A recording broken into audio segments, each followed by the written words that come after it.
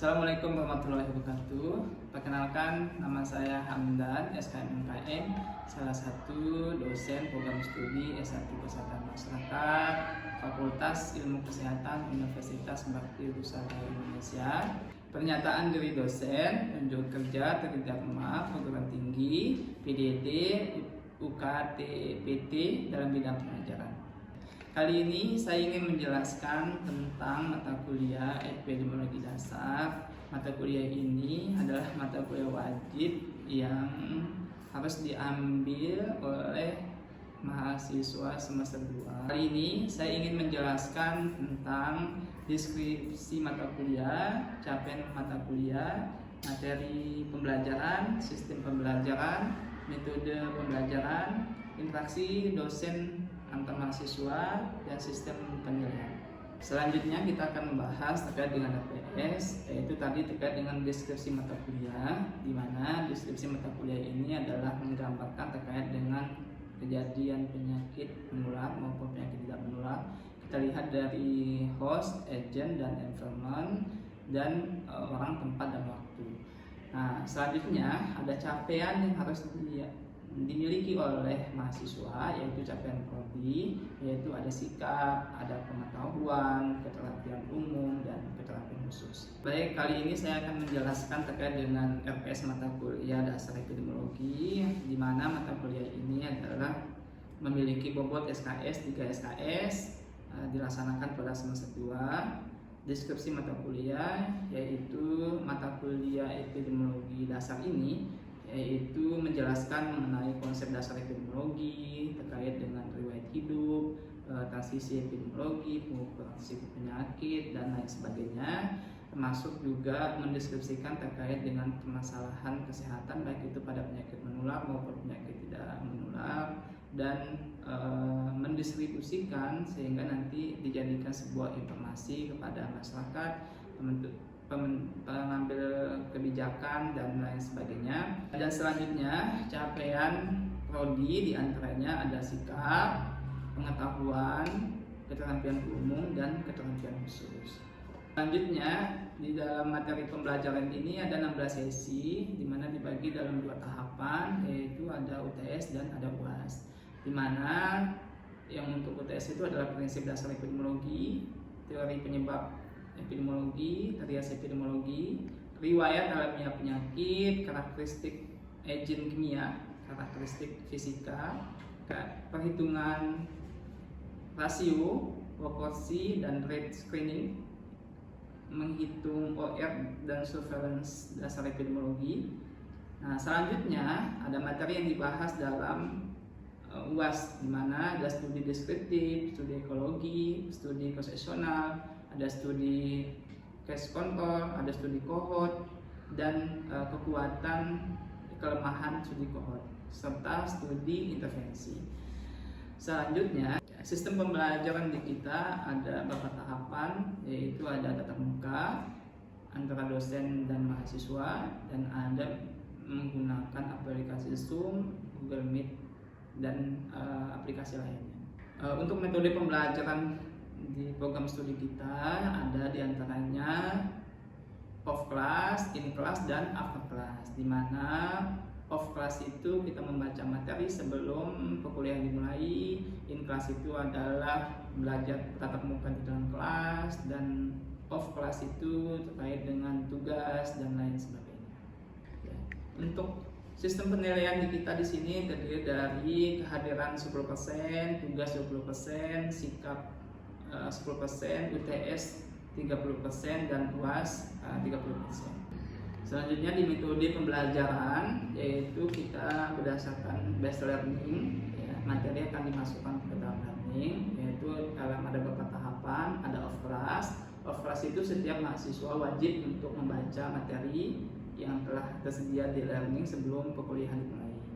In class itu adalah absensi, kehadiran, pengantar perkuliahan, dan menjelaskan PS dan diskusi di dalam kelas. Selanjutnya ada upper class. Upper class ini adalah memberikan tugas setelah di pertemuan di in class tersebut. Adapun referensi yang digunakan dalam mata kuliah epidemiologi dasar ini adalah epidemiologi, prinsip, metode, dan aplikasi dalam kesehatan masyarakat, Terus ada juga dictionary epidemiologi, ini terkait dengan kosakata terkait dengan epidemiologi, istilah-istilah. Ini adalah prinsipal epidemiologi 7 CDC ya. Ini terkait dengan pengetahuan epidemiologi. Adapun juga terkait dengan epidemiologi trial edition. Dan satu lagi ada buku penyakit yang saya sudah tulis terkait dengan epidemiologi penyakit menular, penyakit tidak menular.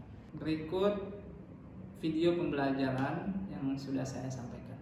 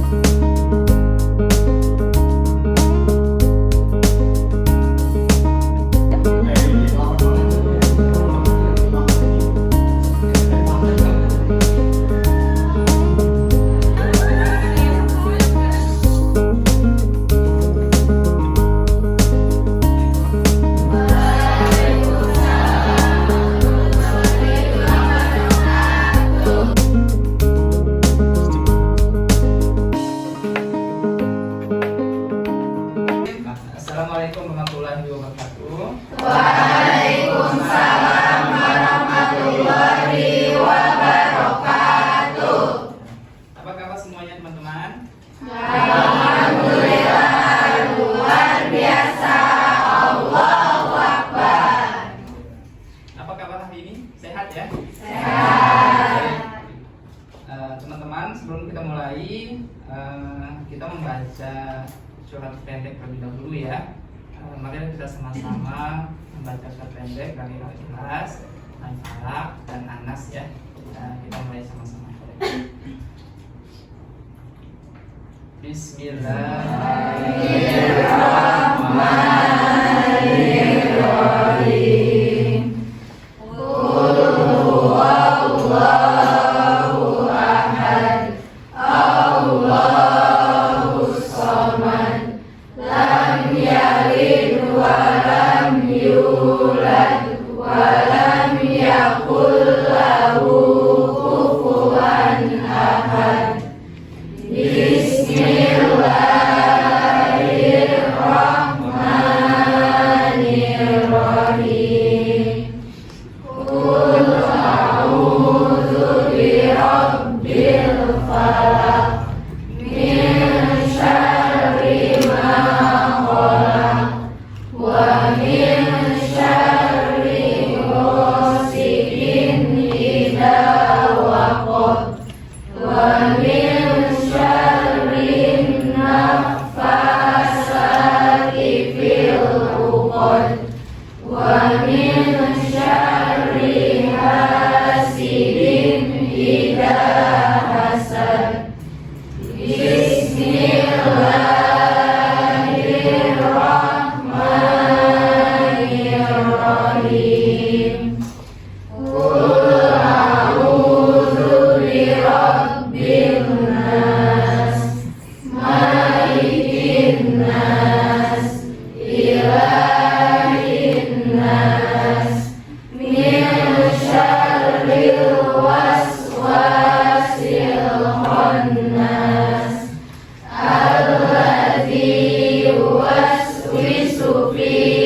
sudurin nas minal jinnati wan nas. Sadaqallahul azim. Ya, alhamdulillah teman-teman kita sudah membaca 3 surat dari Al-Quran ya. Oke, selanjutnya saya absen dulu ya teman-teman. Agni Aziza Hadir. ya, ada ya. Aisyah Al-Mujadilah Hadir. ya. Andara Felisa Hadir. ada. Dinda Cynthia Dewi Hadir, Pak. ada. EM Septiana Hadir. ada. Fari Hamdani Hadir. ada ya. Fikir Ramadhani Hadir, Pak. ada. Diva Siti Hadir. ada. Diva Isfa Siva Hadir. Indra Raihan Hadir, Pak. Oke, semuanya hadir ya. Ya. Baik. Selanjutnya kita akan lanjut di mata kuliah epidemiologi dasar ya. Dengan tema kita hari ini adalah desain studi epidemiologi. Yang diantaranya kita bagi dalam beberapa desain studi ya. Pada hari ini saya menyampaikan terkait dengan desain studi epidemiologi. Oke, ini PPT-nya teman-teman ya, desain studi epidemiologi. Terus diantaranya adalah ini adalah jenis-jenis desain studi ya teman-teman, yaitu ada desain studi deskriptif ya, desain studi posisional, desain studi case control ya, desain studi cohort, desain studi eksperimen, dan desain studi kualitatif. Namun pada kesempatan hari ini saya ingin menyampaikan terkait dengan desain studi deskriptif terlebih dahulu ya teman-teman. Oke, selanjutnya di sini kita nanti akan bahas terkait dengan desain studi definisi ya, dengan kajian deskriptif ya. Dan dalam deskriptif itu ada yang dinamakan dengan waktu ya, waktu dalam kejadian kasus. Di antaranya satu kurun waktu, sekular tren ya, siklus tertentu, dan varian dan tren musiman. Nah ini teman-teman, ini adalah bagian dari deskriptif di antaranya. Nah, ini ada pembeda, apa sih pembeda misalkan deskriptif dan analitik ya teman-teman. Nah di antaranya teman-teman juga nanti bisa ngecek di buku epidemiologi yang ini ya, yang buku Pak Cecep ya teman-teman, kita referensi di sini. Atau enggak nanti teman-teman saya pinjamkan buku terkait dengan epidemiologi 5 edition, ataupun juga dengan prinsip epidemiologi dan epidemiologi kredit ya. Nanti teman-teman kalau kita bicara tentang epidemiologi itu banyak sekali referensinya ya teman-teman. Namun yang lebih gampang saat ini adalah teman-teman bisa baca di buku yang ini ya, sudah bagian dari buku yang sudah saya kasih referensi. Nah ini perbedaannya adalah kalau deskriptif itu teman-teman yaitu menjelaskan terkait dengan distribusi ya masalah kesehatan, terutama berdasarkan dari faktor orang, tempat, dan waktu ya. Di minggu kemarin kita sudah singgung ya tentang tempat dan waktu itu seperti apa. Analitik, nah yang di analitik itu nanti kita bahas adalah dan ini epidemiologi analitik ini yaitu mengenai terkait dengan determinan dan masalah kesehatan, yaitu faktor risiko terkait dengan kejadian penyakit, terkait dengan determinan ya, atau faktor-faktor yang menyebabkan penyakit tersebut. Yang selanjutnya tadi saya di slide kedua itu kita menyinggung definisi ya. Apa sih definisi dari deskriptif tersebut?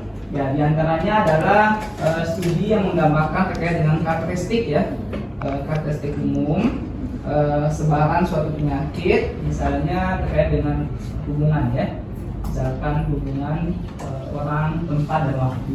Yang tertanya itu siapa sih yang sakitnya kayak gitu ya, siapa yang sakit, di mana dia sakitnya, dan waktunya kapan dia dapat sakit. Yang B itu adalah memberikan bukti untuk mengembangkan hipotesis. Memang sudah kita singgung, hipotesis itu adalah dugaan sementara terhadap hasil penelitian yang kita lakukan. Memberikan informasi untuk pelayanan kesehatan dan administrator bagi pengalokasian sumber daya dan perencanaan dalam pengembangan dan pendidikan. Nah hasilnya nanti dari deskriptif ini kita nanti dapat memberikan informasi kepada pemangku kebijakan, ya, peneliti maupun masyarakat pada umumnya. hasil yang kita dapatkan. Nah, tujuannya apa sih tujuannya dalam deskriptif ini? Yaitu untuk ya menggambarkan distribusi terkait dengan karakteristik ya populasi, untuk mengevaluasi tren masalah kesehatan dan membandingkan antara daerah misalnya. Terus untuk dapat memperhitungkan besarnya masalah kesehatan sebagai basis perencanaan dan evaluasi program, untuk identifikasi masalah kesehatan yang nantinya dilanjutkan dengan penelitian analitik untuk uji hipotesis atau uji hipotesa ya.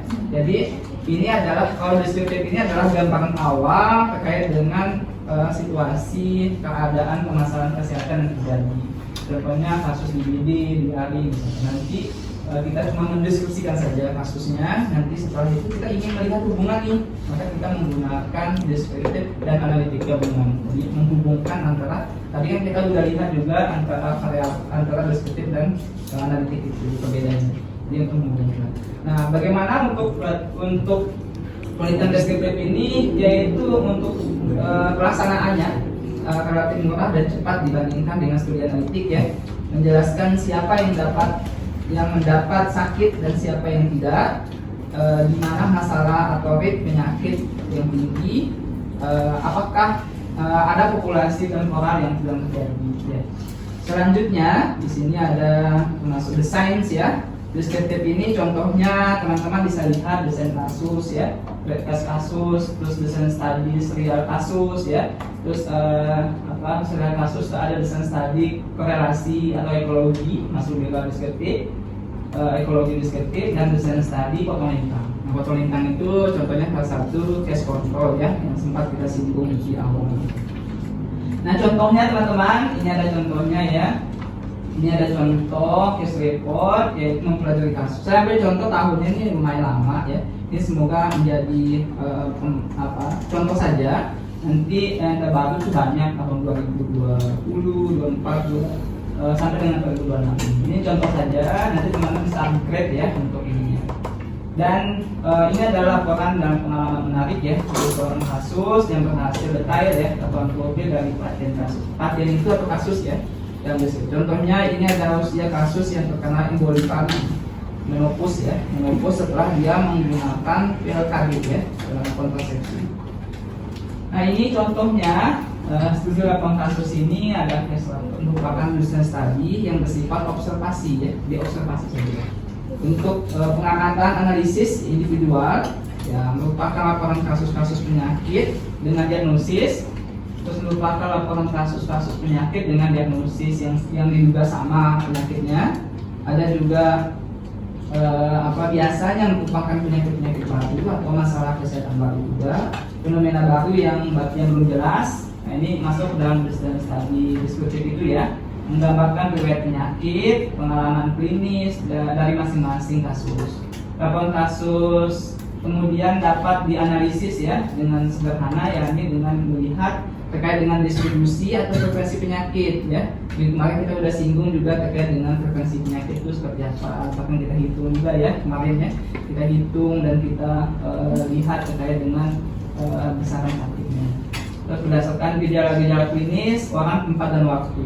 Ini tidak bisa lepas dari ketiga komponen ini, karena kita sebagai tenaga kesehatan masyarakat, kita harus bisa melihat komponen dari orang yang sakit itu dari tiga ini. Siapa yang datang kena sakit, usianya, jenis kelaminnya apa, dan sebagainya. Tempat terjadi sakitnya kapan, dan waktunya kapan dia bisa sakit. Nah, selanjutnya tujuannya adalah memperoleh informasi tentang distribusi frekuensi penyakit ya, masalah kesehatan yang diteliti. Diperoleh informasi distribusi frekuensi penyakit, masalah-masalah penelitian, kesenjangan penelitian. Diperoleh informasi tentang kelompok yang berisiko tinggi. Dan ini dapat dipakai untuk memformulasikan hipotesis baru ya.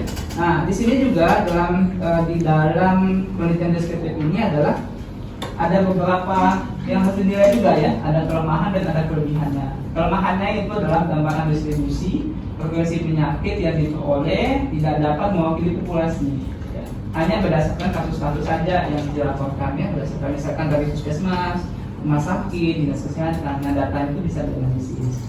kelebihannya apa nih? Nah, dia ada kelebihan. Kelebihannya adalah sebagai langkah awal untuk mempelajari satu penyakit, sebagai jembatan antara peneliti klinis dan penelitian epidemiologi, dapat digunakan untuk sebagai dasar penelitian lebih lanjut dan melihat kelompok yang berisiko tinggi dengan membuktikan hipotesis yang dibangun ya. Jadi teman-teman, ini adalah bagian di dalam deskriptif ya, ada kelebihan, ada kelemahan dan ada kelebihannya. Nah, ini ada juga referensi karena membahas deskriptif itu cuma singkat ya terkait dengan waktu tadi, orang dan tempat. Ini ada referensi dari buku Pak Cecep ini, buku saya juga terkait dengan penyakit menular ya. Ada juga buku referensi dari Prof ya, Dewi Batia dengan metodologi penelitian, karena kita bahas akan desain studi. Nah, teman-teman, itu mungkin ya yang dapat disampaikan. Terima kasih ya. Kita lanjut dengan tugas ya yang nanti diterbitkan dan dikumpulkan ke Google Drive yang sudah diberikan ke PJ ya teman-teman. Ini mungkin dari saya, semangatnya untuk hari ini, tetap semangat dalam menghadapi impian ya. Terima kasih semuanya. Assalamualaikum warahmatullahi wabarakatuh. Jika ada yang mau ditanyakan, dipersilakan. Bapak, izin bertanya, dalam pelaksanaan desain studi deskriptif itu, apakah memiliki rentang waktu dalam penelitiannya atau tidak? Oke, baik, pertanyaannya bagus sekali ya teman-teman. Di dalam penelitian itu deskriptif ya pertama. Dalam penelitian deskriptif itu kita sebagai mahasiswa atau peneliti kita memiliki target tertentu, contohnya terkait dengan waktu tadi. Nah, waktu itu kita harus memiliki waktu jenjang penelitian. Kalau kita tidak memiliki jenjang waktu penelitian, nantinya penelitian kita itu akan loss ya, akan biasnya tinggi. Nah, baiknya kita kasih tentang waktu, contohnya misalkan 1 bulan, 2 bulan atau 3 bulan, tergantung kita nih apakah kita sebagai peneliti atau sebagai mahasiswa. Kalau kita sebagai mahasiswa, maka kita wajib melakukan melakukan mengasih tentang waktu itu. Kalau kita sebagai peneliti misalkan sebagai peneliti kita juga sebenarnya harus juga kita berikan ininya waktu. Jadi wajib kita lakukan waktu karena ada rentang waktu itu lebih bagus dan lebih cepat untuk bisa mengetahui hasil dari penelitian. Begitu ya. Yang lain mungkin ada yang ditanyakan? Cukup. Baik, kalau cukup, terima kasih semuanya. Mungkin kita bisa ketemu di minggu depan. Tugasnya tadi sudah saya berikan kepada Pak Fiji ya, nanti silakan dikumpulkan dengan desain tadi. Oke, terima kasih atas waktunya. Saya akhiri. Assalamualaikum warahmatullahi wabarakatuh. Waalaikumsalam warahmatullahi wabarakatuh. Terima kasih.